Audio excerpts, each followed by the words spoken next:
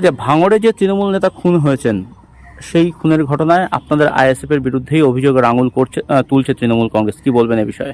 দেখুন, প্রথমে বলে রাখি, আমাদের ইন্ডিয়ান সেকুলার ফ্রন্টের যিনি চেয়ারম্যান ভাঙড়ের তথা বিধায়ক পীরজাদা নওশাদ সিদ্দিকী, তিনি এই সমস্ত খুনের রাজনীতি করতে চান না এবং করেন না। তিনি, আপনারা ভালো মতন দেখেছেন, ভাঙড়ের প্রত্যেকটা গ্রামে গ্রামে যখন উনি যাচ্ছেন, জনসংযোগ করছেন, সেখানে কিন্তু বই খাতা কলম তুলে দিচ্ছে। এই যে ভাঙড়ে এতদিন ধরে ত্রাস চলছিল, খুনের সন্ত্রাসের যে সিস্টেমটা চলছিল, সেই সিস্টেমটাকে ভাঙার জন্য, সেই সিস্টেমটাকে চেঞ্জ করার জন্য আমাদের নওশাদ সিদ্দিকী প্রত্যেকের বাড়িতে বই খাতা পেন ধরিয়ে দিচ্ছে। তো সেখানে আইএসএফকে একটা দেখে দিতে হবে।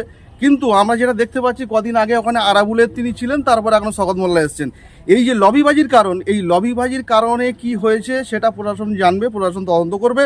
প্রশাসনের প্রতি আমাদের পূর্ণ ভরসা আস্থা আছে, তারা এর পূর্ণ তদন্ত করবে। কিন্তু আমরা বলে রাখি, এই সমস্ত শাসক দলের যে একটা কাউকে দেখে দেওয়া, আইএসএফকে দেখে দেওয়া প্রতিটা জায়গায় যেখানে খুন মার্ডার হচ্ছে বা যেখানে কোনো অনৈতিক কাজ হচ্ছে, সেখানে আইএসএফকে দেখে দেওয়ার চেষ্টা হচ্ছে, এটা অন্তত শওকত মোল্লা সাহেব বন্ধ করা দরকার। কেননা পশ্চিমবাংলার সাধারণ মানুষ জেনে গেছেন এবং আগামী দিনও জানবেন যিনি কত বড় নেতা এবং কি করছেন, সেটা আগামী দিন মানুষ ভালো মতন বুঝেছেন।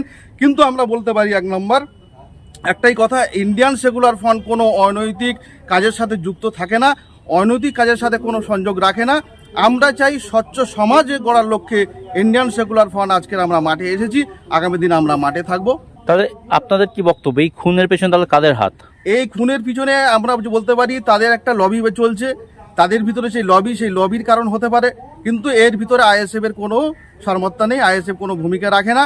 এবং আমরা এর পূর্ণাঙ্গ তদন্তের জন্য পুলিশ প্রশাসনের কাছে আবেদন করছি, যাতে এর পূর্ণাঙ্গ তদন্ত হয় এবং আসল দোষীরা এর শাস্তি পায়। মানে আপনাদের বক্তব্য তৃণমূলের গোষ্ঠীকন্দল? একদম একদম তৃণমূলের গোষ্ঠীকন্দল। আপনারা তো দেখেছেন, কদিন আগে আরাবুলের সাথে উনি ছিলেন, তারপরে এখন একজন শওকত মোল্লা সাহেবের সাথে, তারপরে প্রতিনিয়ত সেখানে আরাবুল তো দলে নেই, তার জন্য শওকত মোল্লা সাহেবরা, তাদের নেতারা প্রতিদিনও আরাবুলকে কটাক্ষ করছে। তারা বলতে পারবেন ভালো, তারা দল বলতে পারবেন ভালো।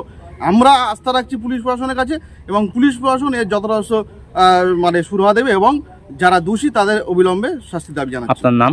আমি এমডি মোহাম্মদ মর্তুজা খান, ক্যানিং পশ্চিম বিধানসভার সভাপতি।